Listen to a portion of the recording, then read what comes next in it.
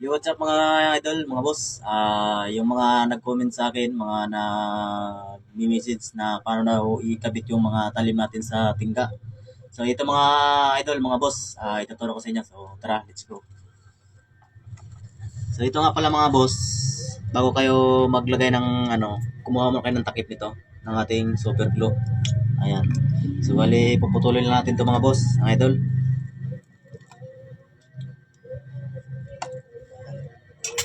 Pumutol tayo ng ganyan mga idol, tapos natin ito ng ganyan. Step by step lang tayo mga idol para hindi tayo mahaba yung video natin. So bali gagamitin natin pandikit mga boss, itong 888. Ayan, ito mas malakas kumapit kasi ito yung ginagamit natin pang natin. Ito mga idol, ito yung ginagamit nating pang dikit kasi mas makapit ito mga idol sa pag nagkakabit tayo ng mga tinik sa ating handle. So bali maglagay lang tayo dito mga boss. Yan, papadikit lang natin to. Ito kailangan nakatayo lang yung ating lagayan ng super 888. Ito yung mga idol. So dito natin nilagay mga idol. Lalagyan natin itong ating takip ng super glue. So ayan mga idol, nalagay siya. So kailangan mga idol yung yung tingga nyo ay mayroon na siyang kanal. Ayan, yung kanal na yan mga boss. Dahil yan mga boss, diyan natin nilagay yung ating mga talim. Yan, kailangan may mga kanal na yan. So ito yung mga boss, dalawang klase yung talim natin mga boss. Ito yung mahaba at ito naman yung mixi. Kasi salitan yung ating mga tinik. So ganito lang mga boss. Tingnan nyo lang yung ating tas mo kayo konti. Yan. So yung mga boss, ito nga, sasawsaw lang natin yung ating stainless. Ito. So ganito lang magkabit yung mga boss.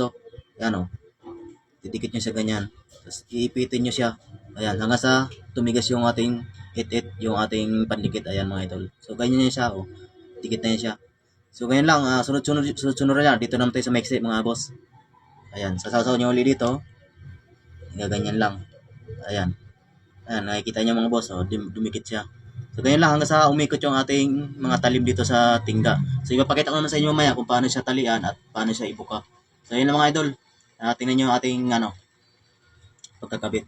Yan. Bibilisan ko na mga boss Mabilis lang to mga boss kisa doon sa una kong imbento na paggawa. Ayan.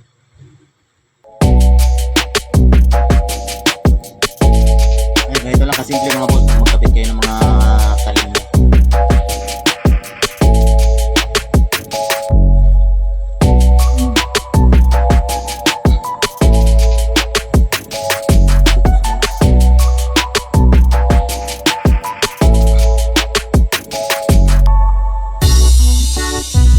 Idol yung pandikit natin.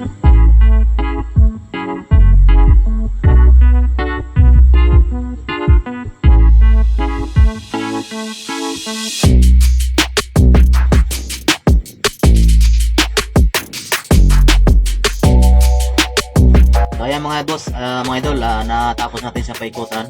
Ayan, nakikita nyo. So ganun lang kadali mga boss.